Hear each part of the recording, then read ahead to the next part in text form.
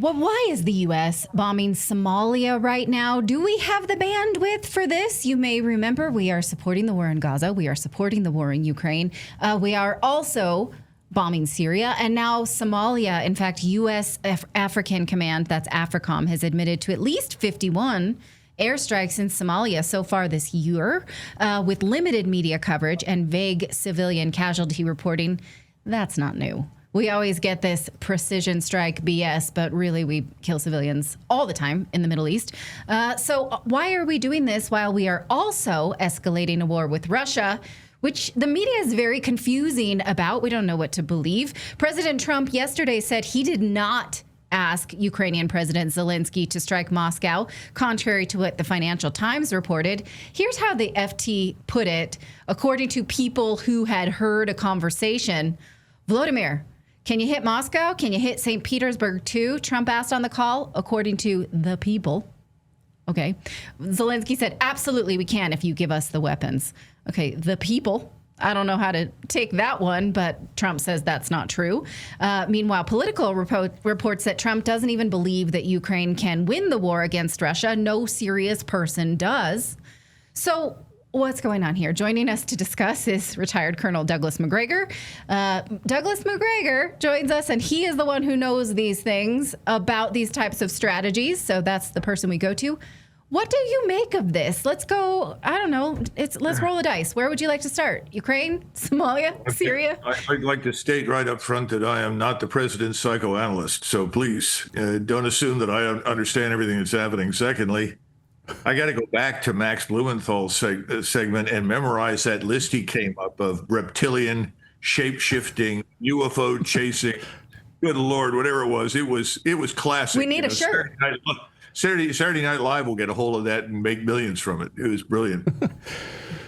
Look, why are we doing what we're doing in Somalia? Somalia is this basket case that has had al-Shabaab and ISIS-related entities in it, as have several other African countries. Now, we've been booted out of most of Central and West Africa, where we had a substantial presence, but we're still in Somalia and presumably welcomed by the government, which is partially subsidized by us. And so we are at will to pick targets or to take nominations, I guess, from our friends in the Somali government regarding who out there deserves to die. Now, if you're going to ask me, does this make sense? Is this part of a coherent strategy? Is this making us any safer? I have no idea. It's one of these things, you do it because you can, and you're dealing with people that have no air defense weaponry, no capacity to detect you and fire at you. It really doesn't drain us in terms of weapons, because we're using precision-guided bombs, no doubt, but we're not using the more expensive missiles that are so vital to operations, as we saw in the 12-week war with Iran. So, that's the best answer I could give you on that one. No, if I may, sure. You have been an advisor to Secretary of Defense in the past. So can the U.S. defense, the U.S. military handle this many wars? Can any organization do this with any type of measurable success? Well, we are at war with Iran. President Trump made us a co-belligerent, but at the moment we're not shooting at them. And as far as I know, they're not shooting at us. In Ukraine, we are effectively a co-belligerent, and we're at war with Russia. But Russia has chosen to exercise restraint and not counterattacked us. So to answer your question, if these things were to grow hot tomorrow morning, you'd be right. We'd be very overstretched. In fact, a good friend of mine who's familiar with the missile inventories, who's still working for the Department of Defense, said we have about 8 days worth of missiles. I said, so what does that mean? He said, well, the conventional war, if we fight it against the Russians, Chinese, Iranians, doesn't matter anywhere, can last 8 days. After that, we have to go nuclear. I said, oh, you're kidding. He said, no, that's the truth. So to answer your question right now, yes, you can get away with a lot of things because it's tertiary, but it could rapidly become overwhelming overnight. And you're right to make that point, Natalie. 8 days. 8 days. Until nuclear. Yeah. 8 days to nuke. Okay. I want to show you what happened over the past few hours in Damascus, Syria. Of course, we are providing bombs to Israel, of course, and coordinating with them. They're not doing anything on their own without direct involvement, I would think, from the United States. I wouldn't bet on downtown. Let me just show you some video here, Colonel, and I'm sure you've seen it. Downtown Damascus, Syria today, live on television, bombing of their defense industry, defense buildings. Watch. مهاجمة قوات.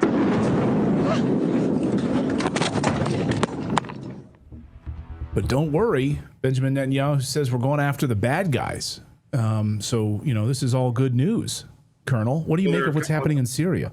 Well, there are a number of things going on. First, you have the Druze who've had their conflicts with the Sunni Muslim Arabs that are in the government now, the sort of rebranded ISIS/Al-Qaeda types. And Israel said that it was going to strike in support of the Druze, which is, as far as we're concerned, that's fine.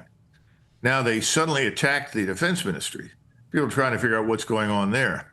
There are various theories because we have a very definite conflict underway between the Israelis and the Turks. It's not a hot conflict, it's a cold one. But some people are theorizing that striking that defense ministry was a message sent to Mr. Erdogan and the Turks. You've got this fragile pact, if you will, between the Turks and the Israelis, that they're going to sort of jointly administer what's left of the region. The Turks want control of most of Syria. The Israelis want some of the south. The Turks don't agree with that.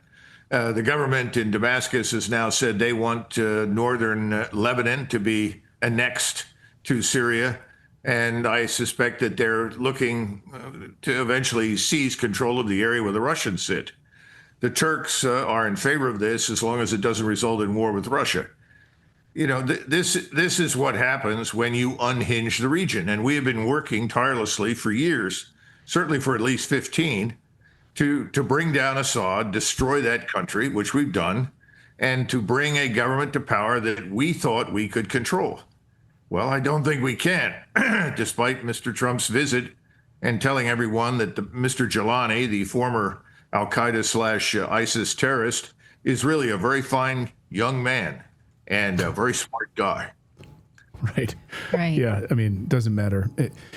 It doesn't matter at all. And the most important thing that you can do to protect your family today is to protect them from cyber criminals and online predators. I mean, it is disgusting, this new era that we're living in. And there's one app that does it all. It's called Bunker. That's right. Bunker is developed by experts with 25 years of experience catching criminals and fighting cybercrime.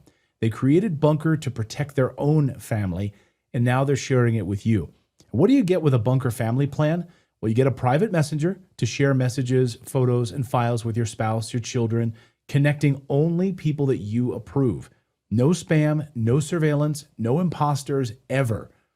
Password Manager, they also provide you to safeguard your family's online accounts, including financial, shopping, streaming, social media. And they've created a vault that will securely store everything for your family: wedding photos, baby pictures, special memories, financial information. You've got pictures of your IDs, birth certificates, passports, tax documents, wills, trust, insurance, all of it in that vault. So protect your entire family with a Bunker family plan, starting with as few as 2 people for just $9.99 per user per year. That's it. So visit bunker.life/redacted and use the code redacted for 25% off your family plan. It's also convenient, too. I mean, we'll put this up here on the screen. This was all happening inside of Israel. This bombing happened right as Netanyahu was sitting in trial. But it was convenient. The trial got adjourned right as the strikes were happening because, Netanyahu had to go to television and tell us all what was really going on. So it's very convenient. Every time he has to face the judiciary, he just bombs somebody.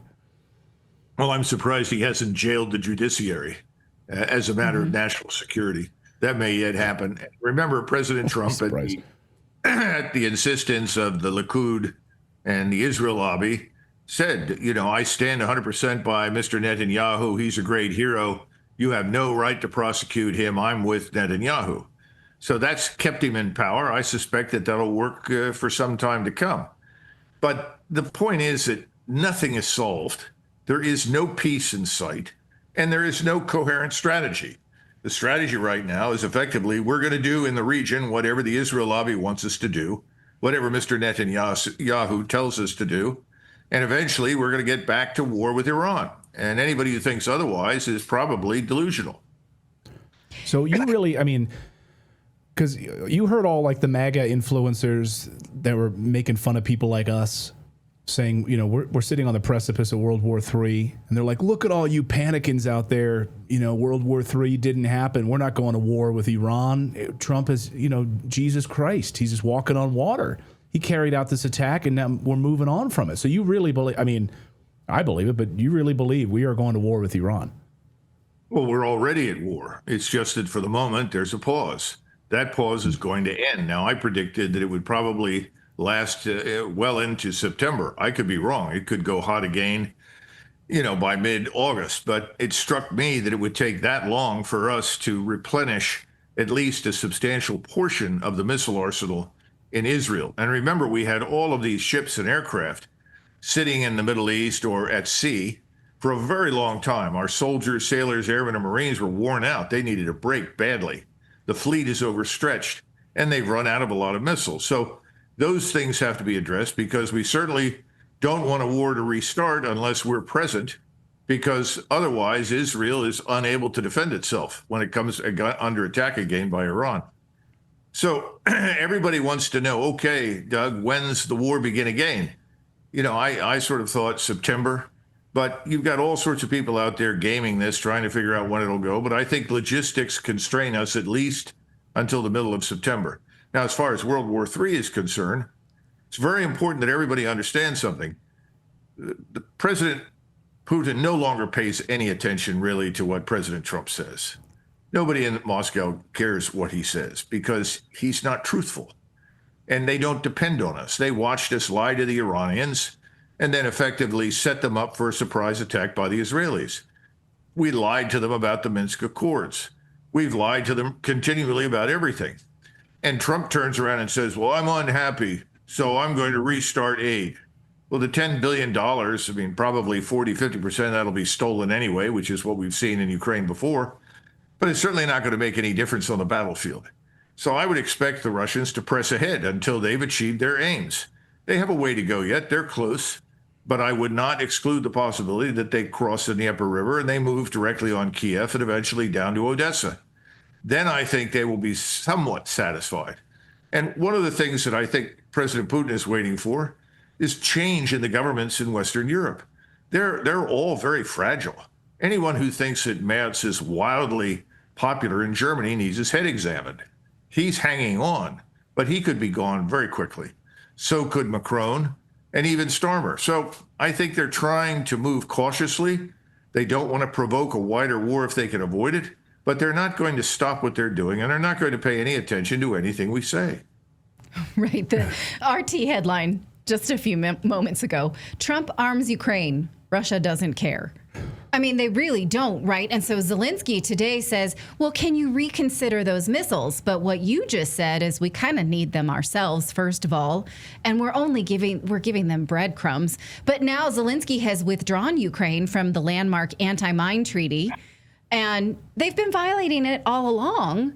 And so it's like we are allowing them to continue to fight dirty instead of pushing them to a peace negotiation if they in fact had nothing, right? And so it's like they're fighting with brass knuckles and, you know, however else you might want to define fighting dirty. If we just took it all away, they would have to go to peace. But instead, we are facilitating just this horrific suffering, civilian by civilian. Is that how you see it? Oh, yeah, absolutely. And everything the Ukrainian government has accused the Russians of doing are things they themselves have done. The Russian performance in the field is remarkable. Not only has Putin been very, very cautious about the loss of Russian life, he's also instructed his generals, and they have largely done this more successfully than I think I could, and limited the collateral damage. Ukraine is now a what's the right word, a totalitarian state where goon squads run around and press people into service. They tried to press a Hungarian out in western Ukraine on Ukrainian soil into service, and he was killed. The Hungarians are up in arms over this. I think the Ukrainian state is falling apart. If it was ever that good to begin with, it's being held together basically by graft, and we've facilitated the graft.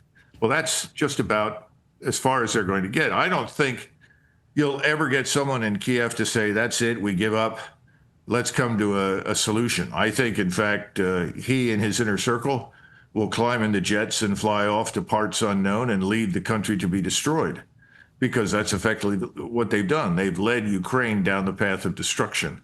I see no evidence that that's going to change. And by the way, people aren't paying attention to what's going on in the Pacific.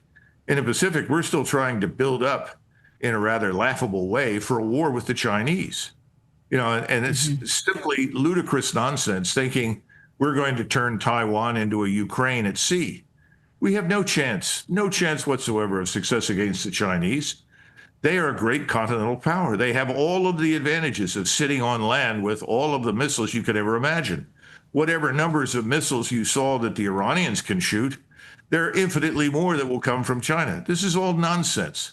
We really need to put an end to this, but there is no strategy and no will. And the president of the United States seems to be a puppet of whomever last spoke to him. He's surrounded by Israeli influencers. He's surrounded by lobbyists from the defense industry, advocates for the pharmaceuticals. Just go down the list. The man is not his own free agent. Now, could he be? Well, of course. But, remember what Andrew Jackson said, one man with courage makes a majority. Well, it's time for him to have some courage, because none of this is in the interest of the American people at all. And the fact that he would continue to ignore the atrocity in Gaza is incomprehensible. It's unforgivable. Yeah. Colonel Douglas Macgregor, always great to see you. Thank you so much for your analysis and insights. As always, we appreciate it. Thanks, Colonel. All right. Thank you both. Bye-bye.